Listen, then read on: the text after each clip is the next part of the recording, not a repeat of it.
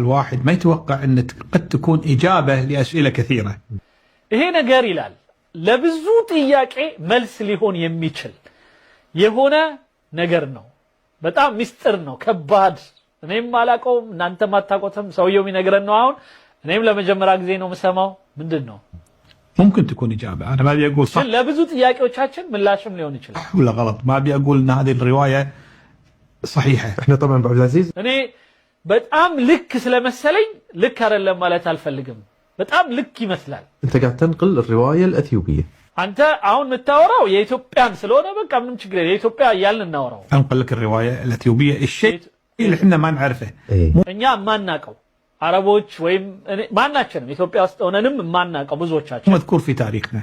أنا እኛ ታሪክ አልተጠቀም لما رحت هناك اكتشفته እኔ ሄጄ ራሴ ነው ያየሁት። وعرفته. هم يعرفونه እነሱ ግን ያውቁታል። سواء كانوا مسيحيين أو مسلمين. ክርስቲያኖቹ ሙስሊሞቹ እንኳን ብዙዎቻችን አናውቀውም። እኔም አላውቀውም። يعرفونه كثير منهم يعني على الأقل ብዙዎቹ ያውቁታል። الباحثين والدارسين والقراء والكذا والدين. በተለይ ጸሐፍት የሆኑ ቀሳውስት የሆኑ ምናምኖች እነዚህ ምሁራኖች ምናምን ያውቁታል። የሃይማኖት ሰዎች ምናምን ያውቁታል። إلى آخره يعرفون الحقيقة هذه. بس إحنا ما نعرف. እኛ ግን አናውቅም። احنا في الوطن العربي كله أنا أتكلم عن نفسي وأنا أقرأ شوية يعني أهتم في القراءة. እኔ እንግዲህ አነባለሁ ምል ሰውዬ እኔ እንኳን ቢያንስ አላውቀውም ብዬ ባስቀምጥ ደስ ይለኛል። ما مر علي هذا الكلام في أي كتاب. እንዲህ አይነት ነገር ምንም مصحف ላይ አይቼው አላውቅም። العربي أي تاريخ العربي. ቶሎ አጓጓህን أبدا. نبي نسمع. رجع መስማት ጓጓው ይላል ልጁ። እኔም ጓግቻለሁ። ومعاه التابوت. ይዞት የተመለሰው ታቦት ነው ይላል። የሰለሞን ልጅ ወይም ሱለይማን ከሱለይማን አባቱ ወይም ከሱለይማን አለይሂ ሰላም በእኛ እምነት ነብይ ስለሆነ ይዞ የተመለሰው ምንድነው? ታቦት ነው። መቼም ነብዩላህ ሱለይማንን ነብይ ነው ማለት ከሙስሊም በጣም ላይከብድ ይገባል። ምክንያቱም በየሜዳው በየመንገዱ እየወጣ ነብይ ነኝ እያለ የሚያወራብን በስቷል። ባሁኑ ሁሉም ነብይ ነኝ እያለ አይደል? አሁን አዲስ አበባ በተለይ በጣም በዛ። ኢትዮጵያ شنو التابوت؟ ምንድነው ታቦት? تابوت قصة ربانية. ይሄ የጌታችን አላህም ታሪክ አለ ታቦት የሚለው ጉዳይ ላይ قصة مذكورة بالقرآن الكريم. በቁርአን ላይ የተጠቀሰ አለ። በቃላችን ሁላችን ብዙዎቻችን ቁርአን የቀራን የሐፈዘን ሰዎች ምናቀው قصة لا يمكن أن نقول إن ما في شيء اسمه التابوت. ታቦት የሚባል የለም የሚል አማኝ ሰው ሊኖር አይችልም ከእስልምናውም ከክርስቲያኑም። احنا نسميه تابوت العهد. እኛ የቃል ታቦት እንለዋለን። የሚስጥረ ታቦት ማለት ነው። ሚስጥር ውስጡ የያዘ ወይም ቃል ውስጡ ተጽፎ ያለበት የያዘ المسلمين.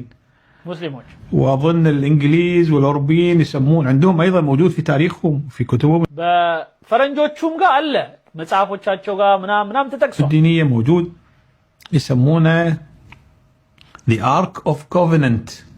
Ark of Covenant ይሉታል። وبالأثيوبي يسمونه التابوت. በኢትዮጵያ ግን ታቦት ነው የምንለው። በአረብኛው ታቡት ነው። ታቦት እና ታቡት አንድ አይነት ነው። ብናወራው ስለ አንድ ጉዳይ ነው። باللغة الأثيوبية በኢትዮጵያ ቋንቋ وهو مذكور التابوت في القرآن. مذكور በቁርአን ላይ ታቦት ተጠቅሷል ይላል። እሱ ስም አያውቀውም ማለት ነው። ኦኬ አለ። الآية تقول التابوت ቁርአን ላይ فيه سكينة فيه سكينة መረጋጋትን የሚሰጥ ማለትም ውስጡ እርጋታ ያለው መልእክት ያለበት ربكم ከጌታችሁ የመጣ وبقية مما ترك آل موسى وآل هارون. የሙሳ ቤተሰቦችና የሃሩን ቤተሰቦች ሲዋረድ በውርስ የመጣ ይላል ቁርአኑ ላይ። تحمله الملائكة. መላእክቶች የሚሸከሙት የሆነ ወይም መልአኮች إذن التابوت حقيقة. ስለዚህ ታቡት የሚለው እውነታ ነው حسب الرواية القرآنية. በቁርአኑ መሰረት حقيقة ما نشك فيها. ምንም የምንጠራጠረው ነገር አይደለም ታቡት የሚለው ነገር። وهذا التابوت فيه مثل ما ذكرت الآية سكينة فيه سكينة فيه سكينة. شنو السكينة؟ شلون تفسرها؟ من دون الترجم وين سكينة ميلون ارجعتها مالتنا من بلا الترجمه ما أدري. علاك في سكينة من ربكم وبقية مما ترك آل موسى. كموسى ويم كموسى بيت سبوش سيورد سيوارد يمتع وآل هارون. يا هارون بيت سبب مو اللي ترك موسى. هي موسى يتوى على ميلو آل موسى. يا موسى بيت سبوش. شوف شنو اللي يقال أن هذا التابوت يحتوي اليوم على صحف موسى. ስለዚህ አሁን የሚባለው የሙሳ መጽሐፍ ወይም የሙሳ መልእክት ውስጡ አለ ነው የሚባለው الصحف التي أنزلها الله عليه ይሄ አላህ የሰጠው ወይም እኛ ጋር ቁርአን እንደምንለው ወንጌል ተውራት እንደምንለው ለሙሳ ደግሞ የተለየ ሱሑፍ የሚባል አለ ለኢብራሂምም ሱሑፍ የሚላል እንደ መጽሔት እንደማለት ነው በሌላው አነጋገርና የተለየች ጽሑፍ አለችው ኦኬ اللي فيها الوصايا العشر እነዚህ በተለይ 10ቱ ትእዛዛት ያለበት زين فموجودة فيه أيضا عصات موسى ሌላው የሙሳ ዱላ አለበት ተብሎም ይነገራል فيه أيضا يقولون أيضا المن والسلوى ሌላው ከሰማይ የወረደ ልዩ የሆነ ምግብ ነው መን ወሰልዋ የሚለው ጣፋጭ የሆነ ነገር ነው ምን እንደሆነ አላውቀውም ግን ከሰማይ ወርዶላቸው ሲመገቡ ከነበረው የተረፈ ነገር አለው جزء من المن والسلوى اللي الله سبحانه وتعالى أنزلها على بني إسرائيل ለበኒ እስራኤሎች ወይም ለእስራኤል ልጆች የወረደላቸው ማለት ነው ከጌታ አውርድልን እስኪ ምን በላው ነገር ብሎ ይሰጣቸው የነበረ ማለት ነው فهذا التابوت ይሄ ሁሉ ቁርአን ላይ ተጠቅሷል አልመን ወሰልዋ አለ ቁርአን ላይ ሙሳ አለይሂ ሰላምን እስኪ ይሄን ዱላ በዚህ ዱላ እንትን በለልን ብለው ምግብ አምጣልን ብለውት ከዛ እንደውም የበኒ እስራኤሎቹ ጥያቄ ከነበረው ውስጥ መንና ሰልዋ የሚጣፍጥ በጣም ደስ የሚል ምግብ ከሰማይ የሚመጣልን ሰለቸን ባቄላ